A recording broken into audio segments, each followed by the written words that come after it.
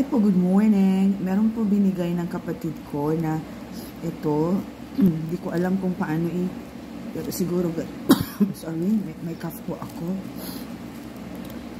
Hindi ko alam kung ganito ang pag-open. Mahirap naman pala yung ganitong pagkain, no?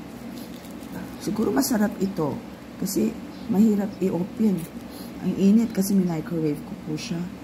Ano po ito? Parang bibingka? Anong pangalan nito?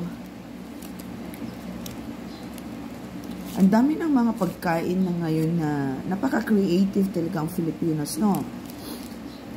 Yung ano, parang inkiwar. Hindi ba mahirap gumawa ng cover? Yung